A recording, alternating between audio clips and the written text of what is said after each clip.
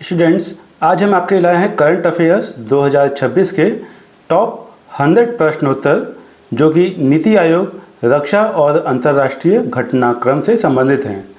यह जनवरी 2026 के सबसे महत्वपूर्ण 100 करंट अफेयर्स आपके सामने ला रहे हैं।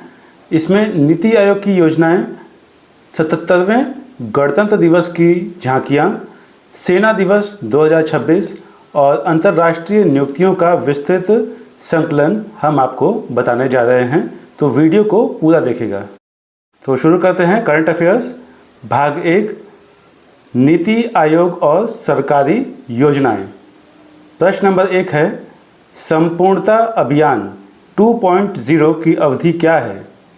तो इसकी जो अवधि है वो है 28 जनवरी से 14 अप्रैल 2026। नीति आयोग के संपूर्णता अभियान 2.0 के तहत कितने आकांक्षी ब्लॉकों को कवर किया गया है? तो 513 ब्लॉक को कवर किया गया है नीति आयोग के संपूर्णता अभियान 2.0 के तहत।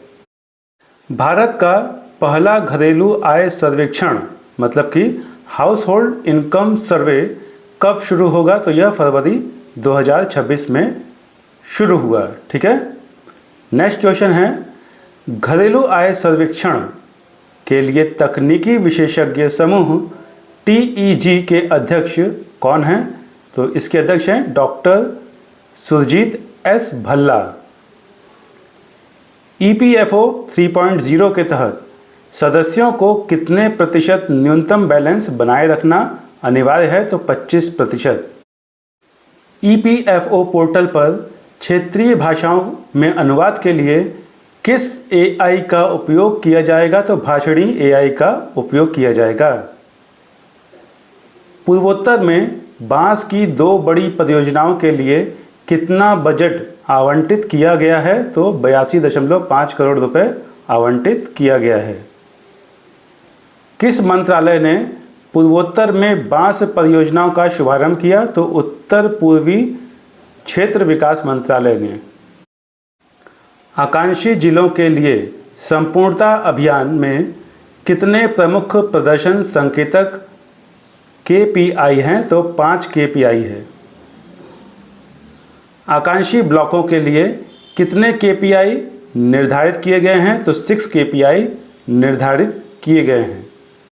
अब आ चुका है भाग दूसरा, जिसमें कि गणतंत्र दिवस और सेना दिवस 2026 के बारे में आपको बताने जा रहे हैं। प्रश्न है, 77वें गणतंत्र दिवस 2026 की मुख्य थीम क्या है? तो उसकी मुख्य थीम जो है वो है वंदे मातरम की 150वीं वर्षगांठ। गणतंत्र दिवस 2026 की मुख्य अतिथि कौन है? तो उसके मुख्य अतिथि थे उर्सुला वॉन डेर लेयन और एंटोनियो कोस्टा परिषद, ये EU परिषद से संबंधित हैं, एंटोनियो कोस्टा जी। गणतंत्र दिवस परेड 2026 में पहली बार किस नए फॉर्मेशन का प्रदर्शन किया जाएगा? तो फेस्ड बैटल एरे का प्रदर्शन किया जाएगा। ऑपरेशन सिंदूर विजय के बाद यह भारत की कौन सी गणतंत्र दिवस परेड है? तो यह पहली गणतंत्र दिवस परेड है ऑपरेशन सिंदूर विजय के बाद।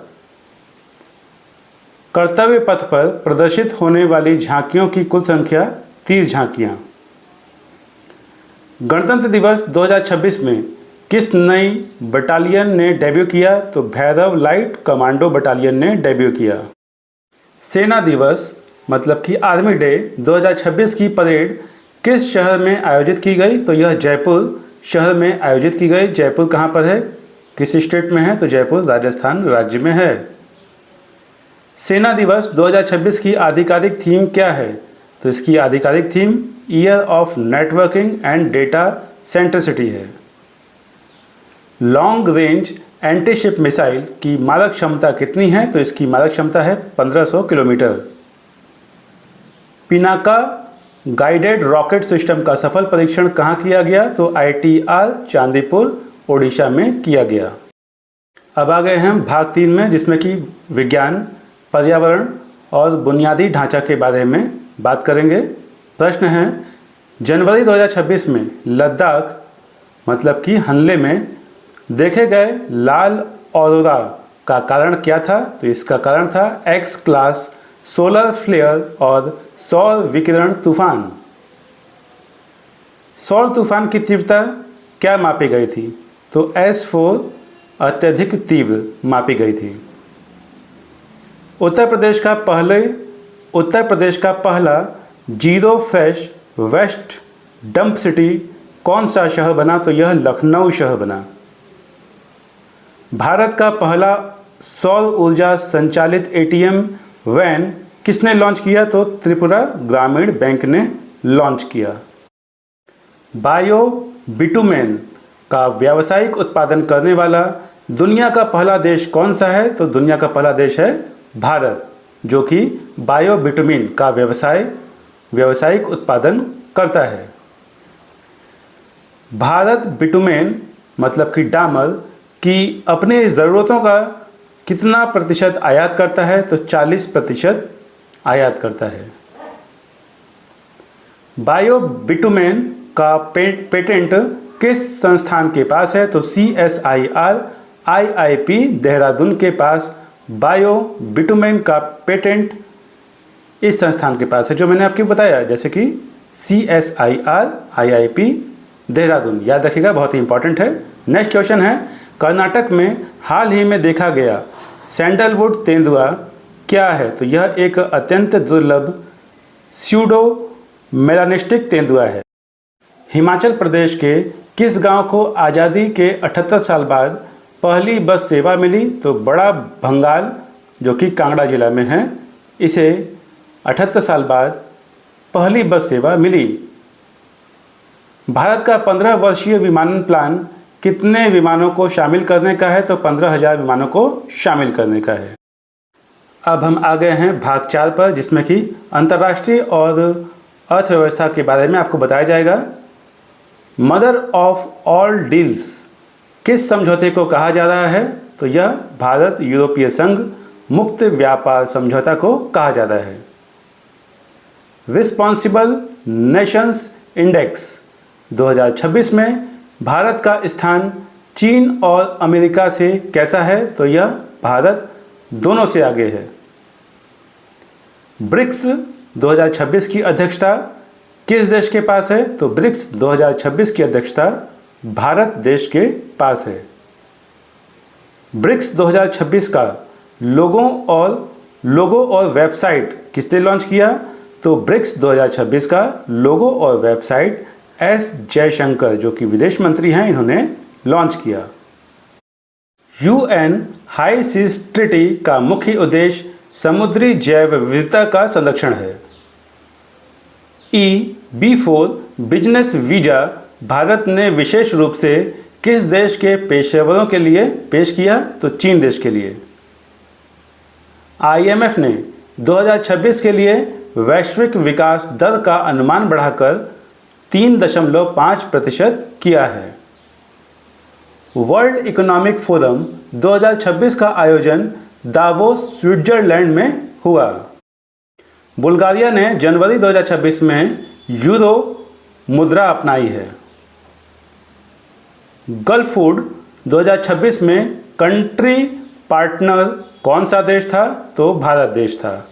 आ गए हम भाग 5 में, जो कि नियुक्तियां और रक्षा एवं विविध के बारे में आपको बताया जाएगा भाग 5 से 10 में।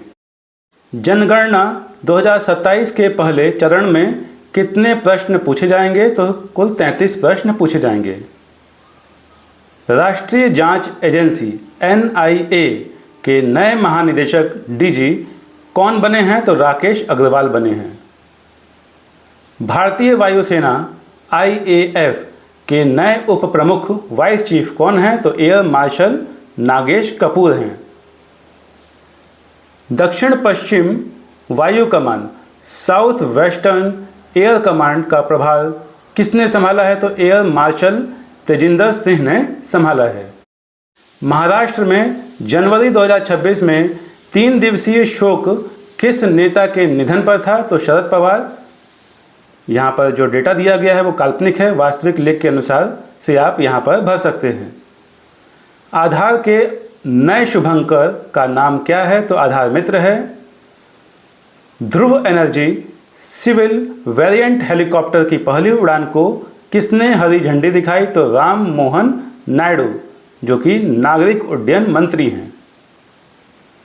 नवा सिद्ध दिवस कहाँ आयोजित किया गया? तो चेन्नई तमिलनाडु में आयोजित किया गया नवा सिद्ध दिवस। यूजीसी के नए विनियमनों के तहत शिकायत मिलने पर कितने समय में बैठक अनिवार्य है? तो 24 घंटे में। इंडिया पोस्ट द्वारा शुरू की गई नई प्रीमियम सेवा का नाम स्पीड पोस्ट 24 और 48 है। LRA-SHM का परीक्षण ओडिशा तट चांदीपुर में हुआ। पिनाका रॉकेट की मारक क्षमता 75 किलोमीटर से अधिक है।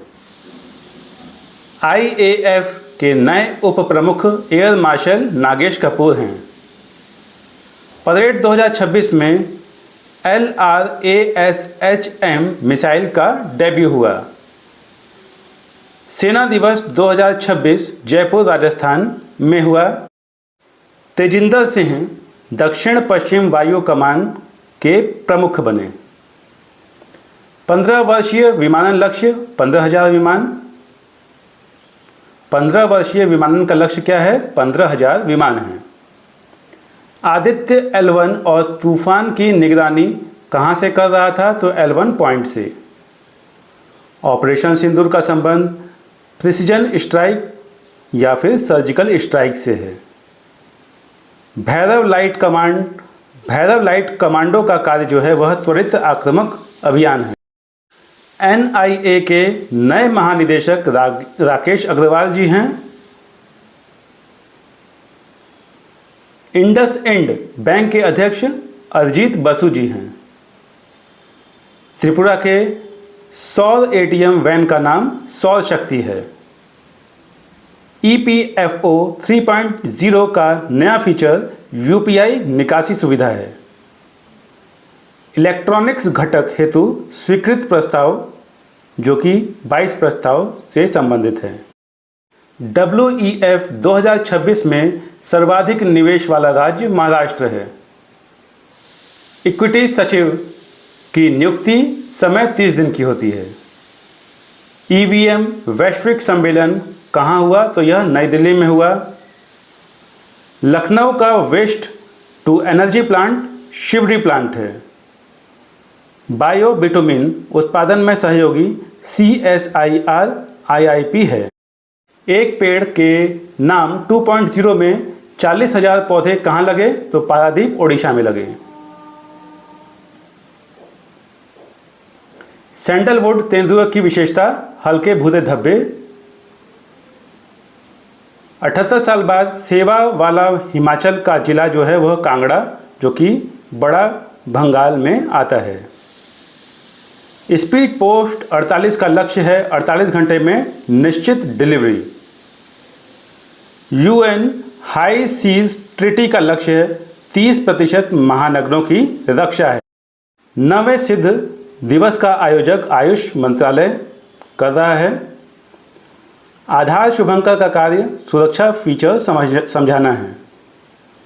प्रकाश गंगा थीम वाली झांकी जो है वह विद्युत मंत्रालय से संबंधित है। DST द्वारा स्थापित ITBIS संख्या जो है वह है 15। यूरो अपनाने वाला देश बुल्गारिया है। IMF भारत GDP अनुमान 2026 का लगभग 6.5% है। WEF 2026 की मुख्य theme rebuilding trust through cooperation है। RNI 2026 किसने जारी किया? तो वर्ल्ड इंटेलेक्चुअल फाउंडेशन ने जारी किया। पराक्रम दिवस किसकी जयंती है? तो पराक्रम दिवस जो है वह नेताजी सुभाष चंद्र बोस जी की जयंती है। राष्ट्रीय बालिका दिवस 24 जनवरी को मनाया जाता है। डेटा गोपनीयता दिवस 28 जनवरी को कहते हैं। ब्रिक्स 2026 केंद्र बिंदु जो है वह है ग्लोबल साउथ और multipolar world. Bharat EU FTA duty free उत्पाद जो है वह है कपड़ा, चमड़ा और रत्न आभूषण। EB4 बिजनेस वीजा वैधता 5 वर्ष का है, जिसे कि मल्टीपल एंट्री भी कहते हैं। UN हाई सीज ट्रीटी पर 100वां देश जो है वह है पनामा। परेड 2026 की अवधि 90 मिनट की। संपूर्णता अभियान 2.0 का फोकस स्वास्थ्य, पोषण और कृषि से है। जनगणना 2027 फेज 1 माध्यम जो है वह है मोबाइल ऐप और पोर्टल से है। सत्येंद्र नाथ बोस जयंती 1 जनवरी को मनाई जाती है। महाराष्ट्र शोक किस व्यक्ति हेतु? तो रतन टाटा उदाहरण स्वरूप। पिनाका सफल परीक्षण स्थल जो है वह चांदीपुर उड़ीसा में है। ध्रुव एनजी निर्माता HAL हैं। घरेलू आय सर्वेक्षण सैंपल साइज 2.5 लाख परिवार है। नारी शक्ति झांकी का नेतृत्व कैप्टन संजना शर्मा ने किया, उदाहरण के लिए। सरकारी कर्मचारियों का नया पोर्टल IGOT कर्मयोगी है। तो स्टूडेंट्स, ये कुछ इंपॉर्टेंट क्वेश्चन हैं सर, मैंने आपके साथ साझा किए। वीडियो को जितना हो सके उतना शेयर कीजिएगा। वीडियो को लाइक करना बिल्कुल भी मत भूलिएगा, और चैनल पर नए हैं तो ज़रूर सब्सक्राइब करिएगा। ऐसे ही करंट अफेयर्स के टॉपिक प्रभाकर इनसाइट्स चैनल पर आप सभी को मिलते रहेंगे। प्रभाकर इनसाइट्स चैनल को फॉलो करिए, और कोई भी डाउट हो, कोई भी क्वेश्चन हो तो कमेंट सेक्शन में ज़रूर पूछिए। आप सभी के प्रश्नों के जवाब यहाँ पर विस्तृत तरीके से दिए जाएंगे। मिलते हैं नेक्स्ट वीडियो में। Bye bye and take care to all of you.